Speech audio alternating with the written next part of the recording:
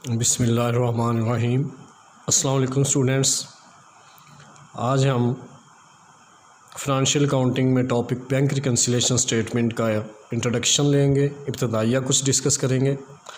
जी बच्चे, bank reconciliation statement बनाने की हमें ज़रूरत क्यों पेश आती है? जी students, as you well know, कोई भी छोटा बिज़नेस हो, दरमियाने लेवल का बिज़नेस हो या बड़े पैमाने का बिज़नेस है, तो सभी कारोबारी हजरात को अपना बैंक में अकाउंट खुलवाने की ज़रूरत पड़ती है। ज़ाहिर है, कारोबारी लेन देन करना होता है। पेमेंट्स हैवी रकूम जो होती हैं हमेशा कैश की सूरत में नहीं जा सकती, या एक शहर से दूसरे शहर में नहीं जा सकती। एक मुल्क से दूसरे मुल्क में अगर रकम भेजनी है तो कैश की सूरत में नहीं जा सकती, तो बैंक उसके लिए बेहतरीन सोर्स है। तो बैंक रिकन्सिलिएशन स्टेटमेंट, इसको शॉर्ट में BRS भी कहा जाता है। BRS रिकन्सिलिएशन के मैनी मैं आपको बाद में बताऊंगा। पहले हमें ये देखना है कि हम बैंक के साथ हमारा तल्लुक़ कैसे बनता है, जब बैंक के हम कस्टमर कब बनते हैं। जी बच्चे, अगर हम बैंक में कोई बिजली का बिल जमा करवाने जाते हैं, कोई गैस का बिल जमा करवाने जाते हैं, या कभी कभार कोई रकम ऑनलाइन करवाने जाते हैं, तो we are not the customer of the bank. हम बैंक के ग्राहक नहीं होंगे। हम बैंक के ग्राहक कब बनेंगे? जब हमारा बैंक में अकाउंट होगा, जब हम बैंक में अपना अकाउंट मेंटेन करवाएंगे। जब अकाउंट बन जाएगा तो देन हम बैंक के ग्राहक कहलाएंगे।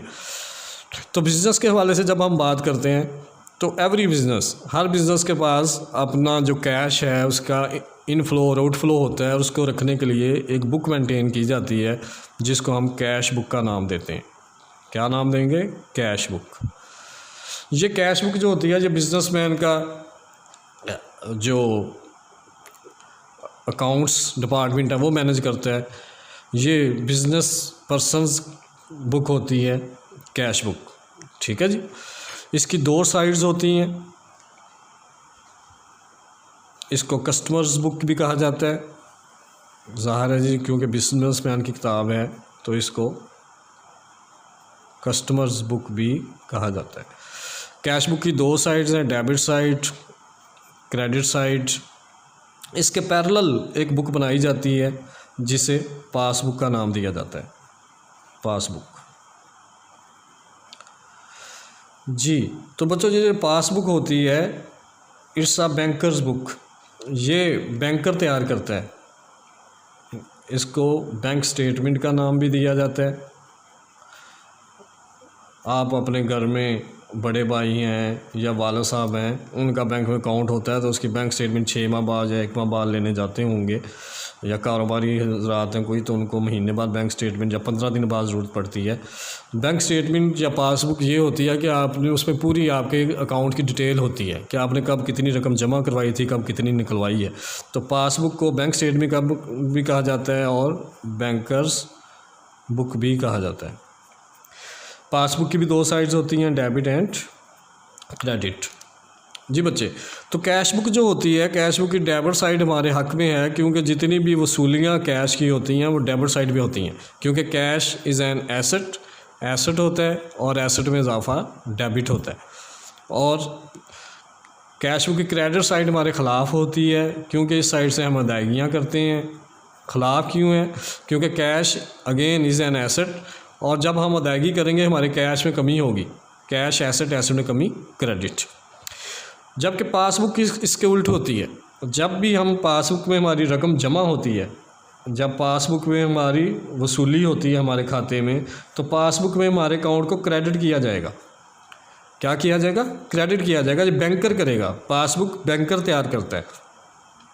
क्रेडिट क्यों किया जाता है? हमने बैंकर के पॉइंट ऑफ व्यू से देखना है, बैंक की साइड से देखना है कि जो बैंक में हमने रकम जमा करवाई है वो असल में बैंक की नहीं है, वो हमारी है। तो हम चेक लिख के बैंक से रकम ले सकते हैं, बैंक पर चेक ड्रॉ करके। तो बैंकर की वजह ये लायबिलिटी बनती है कि उसकी ज़िम्मेदारी है, उसने हमारी रकम वापस करनी है। लायबिलिटी में इजाफा क्रेडिट। तो दैट्स वाई बैंकर, जब भी हमारे खाते में रकम जमा होती है, हमारे अकाउंट को बैंक क्रेडिट करेगा। ये वाली साइड बैंकर की क्रेडिट साइड हमारे हक में होती है, और पासबुक की डेबिट साइड हमारे ख़िलाफ़ होगी।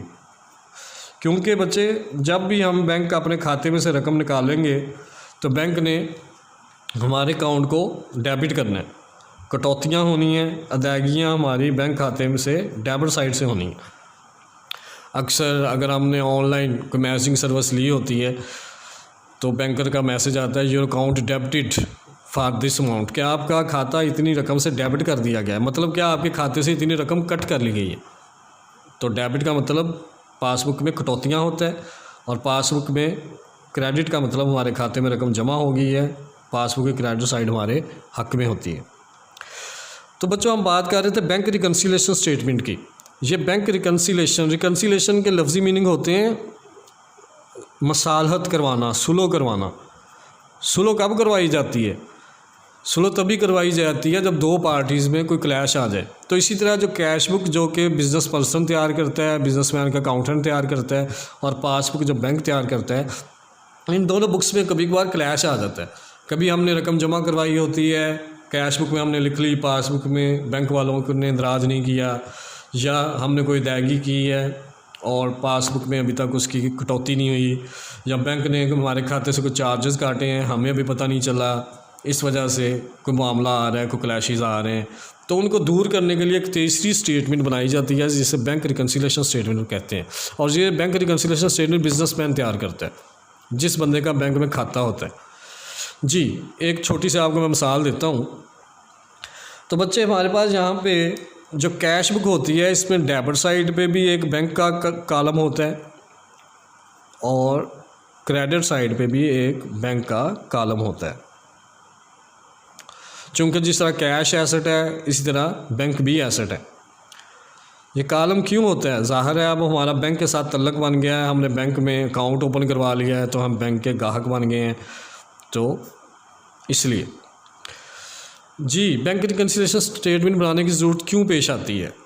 इसमें सबसे पहले ये देखें, फ़र्ज़ करें हमने किसी ग्राहक से चेक लिया, हमने किसी शख्स से पैसे लेने थे, उस बंदे ने हमें चेक दे दिया, वो चेक था 5,000 रुपये का। जैसे ही हमने उस पर्सन से चेक लिया, हमने अपनी कैश बुक में डेबिट साइड, वसूलियों साइड पर बैंक कॉलम में दर्ज कर लिया कि हमारे खाते में इतने पैसे आ गए हैं, क्योंकि हमने उस शख्स से चेक ले लिया। जैसे ही चेक लिया, हमने अपनी कैश बुक में डेबिट साइड पे, वसूली साइड पे बैंक कॉलम में दर्ज कर लिया कि बैंक एसेट में इजाफा, डेबिट, हमारे खाते में पैसे आ गए। लेकिन क्या हुआ, हमने वो चेक लेके अपने पास दर्ज करके चेक दराज में रख लिया, हमने चेक रिसीट फाइल में लगा लिया। मतलब क्या, वो चेक हमने बैंक में पेश ही नहीं किया। तो बैंकर को ख्वाब तो नहीं आ जाएगा कि हमारे खाते में पैसे जमा होने हैं, हमारे खाते में रकम क्रेडिट होनी है, कि वसूली आई है। ऐसे ही है ना जी, ज़ाहिर है चेक तो हम अपने पास रख के बैठ गए हैं। तो अब जब महीने के एंड पे हम बैंक से बैंक स्टेटमेंट लेते हैं और उसको हम अपनी कैश बुक के साथ टैली करते हैं, तो हम देखते हैं कि हमारी कैश बुक में बैंक में 5,000 रुपये जमा है, लेकिन बैंक में हमारे खाते में कोई रकम भी जमा नहीं है, फ़र्क आ गया। तो इस फ़र्क को दूर करने के लिए एक तीसरी स्टेटमेंट बनाई जाती है जिसे बैंक रिकन्सिलेशन स्टेटमेंट का नाम दिया जाता है। होना क्या चाहिए था कि जब 5,000 रुपये हमने अपने पास कैश बुक में जमा किए, तो हमें चेक बैंक को भिजवाना चाहिए था, ताकि बैंक भी हमारे खाते में रकम जमा कर देता 5,000 रुपये। लेकिन वो चेक हमने अपने पास दर्ज करके अपनी कैश बुक में लिख लिया कि मेरे पास 5,000 रुपये बैंक में आ गए हैं। चेक हमने अपनी फ़ाइल में लगा लिया, अपनी पॉकेट में रख लिया, अपने दराज में रख लिया। तो अब बच्चे बैंकर को ख्वाब तो नहीं आ जाना, ऐसे ही है ना जी। तो वो कैसे हमारे खाते में 5,000 रुपये जमा करेगा? इसलिए ये 5,000 रुपये हमारे खाते में जमा नहीं हुए, तो दोनों बुक्स में फ़र्क आ गया। इस फ़र्क को दूर करने के लिए बैंक रिकन्सिलेशन स्टेटमेंट बनाई जाती है। तो स्टूडेंट्स, ये थोड़ा सा चूँकि वीडियो लेक्चर्स हैं, टाइम को भी महदूद होता है, तो मैंने आपको इब्तदाइया हल्का फुल्का तारफ़ दिया है। अभी हम इसका नेक्स्ट लेक्चर कंटिन्यू करेंगे यहीं से और मज़ीद डिस्कशन करेंगे। अल्लाह हाफ़िज़।